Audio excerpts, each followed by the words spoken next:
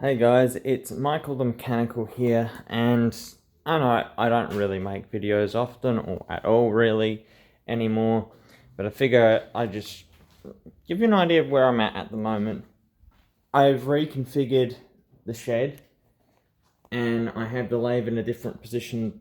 Whether I've shared this lathe with you or not, I have no idea, I can't remember. But the lathe, the Hercus AR lathe that we have, it's a miniature lathe, is now been repositioned, and the reason I've done this repositioning is because I'm going to be switching it from a three-phase motor to single phase so that I can run it on this premises at the moment. I have listed a lot of things to sell, all my car parts up there on the racks listed. This huge ass 600mm lathe chuck is online for sale. It's worth more as money rather than a lump of steel on the ground. But if someone doesn't want to give me what my asking price pretty much is or nearby, then it might as well stay on the ground, keep it listed. The right buyer comes up, I'll sell it. It's in good condition and it's all been redone. So the racks have been moved over. I've got all these kits of bolts, which I'm going to be making up trays and stuff for. This one was the last one I used because I needed some screws and washers and stuff from it. That's a bat, I believe. Fairlane is still in one piece here. Fairlane is... okay, not Fairlane. It is the Triton has a gearbox issue and it's only getting worse at this point. So I feel like the life expectancy of the Triton is getting lesser and lesser and lesser for the gearbox. It still goes, but because of some complication of shifting gears in the Triton, I don't know how long it's going to go or hold up before it's going to not work anymore. Now, this is the shed. Need materials like the sheet there and the sheet there still replaced on the shed roof. I've done rewiring, sort of, crappy do-it-yourself wiring. Just did it myself because it was just convenient to get that sort of going for now, because it's going to get done better later on. And then all of those cables will be reused in a ground application, not as hard wiring sort of thing, because they're not hardwired, they're just there to move power to different locations in the shed where you might need it. And I find you need it all over the place. And it's nice to have like a power board like that to power all the lights in the shed rather than having them hardwired to a single switch. I hate the hardwired switches because when they're hardwired and you don't want all of them on, or you just need one or whatever on, you can't turn what you want off. Or even unplug and change things around a little bit. You can't do that. This drill press is listed because it's not as versatile as others. However, it's still a heavy duty unit. So it's not like it's a useless piece of equipment or kit. It's still fairly useful. Same goes for this drill press. I'm sort of restoring it. Now, if I don't end up selling it, I do have some applications in which this could actually be useful if I repair it and if I don't sell it, that is. In the sense that no one buys it from me, then hey, I got to make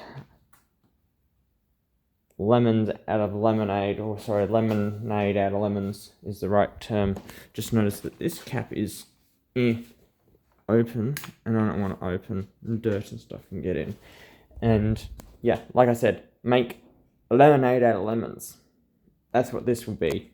These belts here, take a guess on how much these two belts are. One's a brand new belt, the other one's also brand new, but one's meant to be the primary that will go on this machine. The other is a secondary, a spare. Should one go, you have a backup ready to go.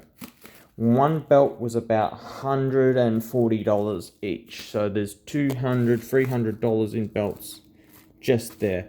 I think that is nuts, considering that belt there to replace was about $70 itself for this machine, and that's not even the right belt for it. They just didn't have the right belt in stock. So yeah, business is always up and down with this material stuff. I've got that stuff on the ground. I had another little bar of 4140 somewhere, was looking into getting a bandsaw. At this point in time, it's only an idea to look into because there's not enough sales, not enough turnover to merit buying a saw and just cutting material. Because in life, look, there's our 4140 bar on the ground. In life, there's a lesson to be learned. Simplicity pays. The more complicated things get, the more or the less profit margin you can make from that task of complexity, and the more risk is involved with said complexity. Everyone's going to need professionals of their trade. I'm going to make mine for now cutting with a saw, and then part-time, there might be some of this stuff like occasionally with the machinery work. My thoughts have been fix this, fix that, get rid of them. Same with that, get rid of this big lump of steel. The Hercus, I was thinking, I could fix this, but I want to leave it free phase if I sell it. But if I sell it with the new motor, I'm not selling this for too little of cash. This thing, if I put a single phase motor on it, the one that we've got and acquired, I can't remember the company's name. I don't remember the name. It's not coming to me. It's getting close. I was thinking Westpac, but it's not Westpac. I'm trying to remember. I don't remember the name. Anyway, it is a 4 or 6 pole motor. It has 2 speeds, so you can run it slow or you can run it fast. And that is just amazing of the motor we're going to put on here. This motor only has 1 speed. It's not reversible. The motor we've got might be reversible. Don't know for certain. I think they will be able to make it go in reverse, whereas this one is reversible. Only problem is this has forwards, reverse, and a single speed, whereas the motor we're going to put on there has a forwards, reverse, or we're going to have a forwards and reverse, and 2 speeds. It's designed to have 2 different variable speeds, so you can go fast or slow depending on what your workload is. And that will account for some of the issues with this Hercus as it is. So that motor is pretty interesting.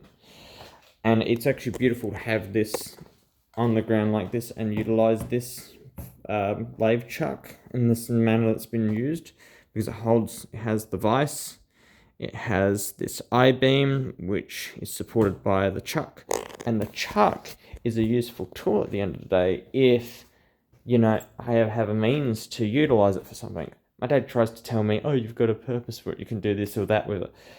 Problem is, it's only good for big tasks.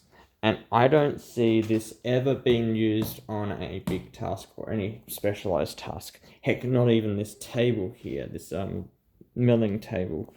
I don't see it necessarily getting used, and I have to make parts up to utilize that table in whatever capacity I want to utilize it in, and even then it might still not happen.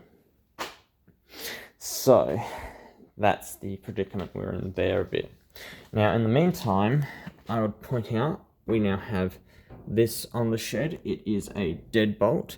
The key will lock it so that you can't, turn the thing on this side at least. It'll make it lockable or unlockable, and it will mesh to this piece, and then it has this overlap panel in order to account for any gaps that are here and make it a bit more sealed up and tighter so that it just doesn't slide as much and go bang, bang, bang. Anyway, we also have our original Etsa meter. We still have the original for this property, so it's amazing to still have it. That's a wall down drill press thingy mabob.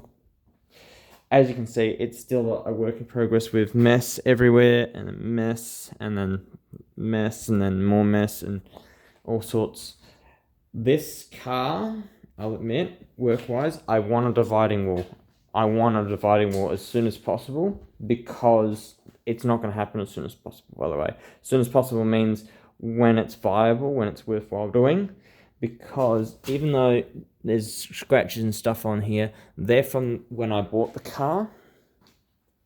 This here, when I was working with it, making some templates and stuff up for it, I laid it on the side. It actually slid a little bit in an unpredicted way while I was away, and if it had slid any more, it would have fallen off the table, probably collided with this door and damaged it, and I was not happy about that. Anyway, I gotta let you guys go. I gotta go to bed and some other stuff. Thank you very much for watching. I'm Michael Mechanical. I'm going to bed. Bye.